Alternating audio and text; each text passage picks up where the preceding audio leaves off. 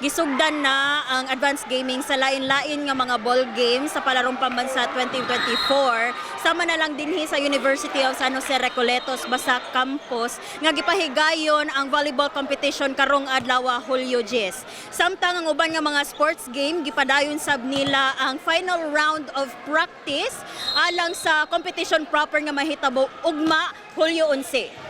Dinhi sa USJR Basak Campus gisugdan na ang kompetisyon sa volleyball alang sa Palarong Pambansa 2024 Elementary ug Secondary Division.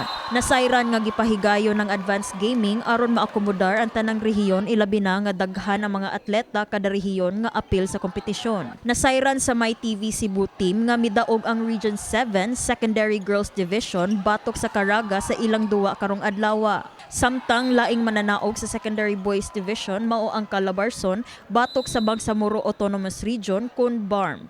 Masaya ako kasi naano namin yung mga pinaghirapan namin sa training, na-apply namin sa larong yun po.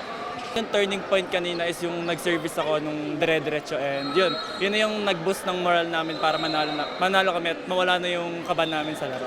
Samtang nagpadayon ang mga duwa sa maong playing venue, may bisita si Vice President Sara Duterte. Sa exclusive interview sa MyTV Cebu News Team, may padayag ang Vice Presidente sa iyang pagsuporta sa mga atleta. At masaya ako na kahit competition siya, nag-i-enjoy yung mga bata sa kanilang mga laro. Yeah, okay lang. Pero wala akong team na pinili, no? Dahil mahal ko din ang Kawayan City sa Isabela. In fact, meron kaming OVP satellite office doon para sa region ko. Kaya ako, nag-cheer ako both teams. Kahinumduman sab nga atol sa palaro opening kagahapon, no show si Duterte. Ania ang iyang tubag sa dihang gipangutana sa MyTV Cebu sa iyang wala pagpakita sa opening. Yung opening naman ay tapos na, no? So wag na natin pag-usapan kung ano yung nangyari kahapon. Ang importante ay masaya ang ating mga atleta at ang kanilang mga coaches at safe and secure ang ating mga games. Hinanda namin yan, 1 taon kami na naghanda para sa Palarong Pambansa 2024. Gawas sa advanced gaming sa ball games, nagpadayon ang final round of practices sa laing-laing mga sports games sa dili pa ang competition proper ugma. Sama na lang dinhi sa University of Southern Philippines Federation diin nag-podium training ang rhythmic gymnastics.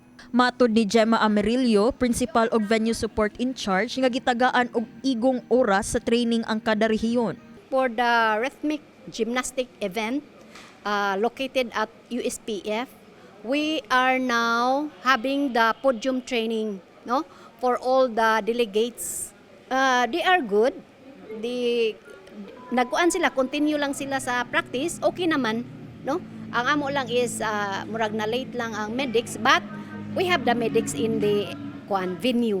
Gawa sa rhythmic gymnastics, naabtan sab sa MyTV Cebu ang mga atleta gikan sa Cordillera Administrative Region CONCAR nga moapil sa Para Games.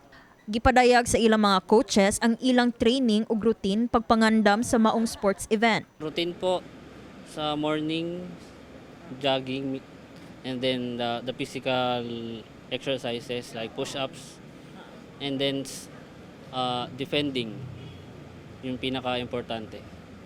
Hahadol kami, pinag-usapan namin ano ba yung kailangan pa nilang improve, kung ano pa yung kailangan nila. So, more on mina-mindset ko sila. Kasi kailangan naka-mindset sila na hindi mo alam kung anong tinrain ng kalaban. So, hindi rin nila alam kung anong tinrain natin. So, Kini si Eliza May Piñaranda, alang sa Palarong Pambansa 2024 sa MyTV Cebu.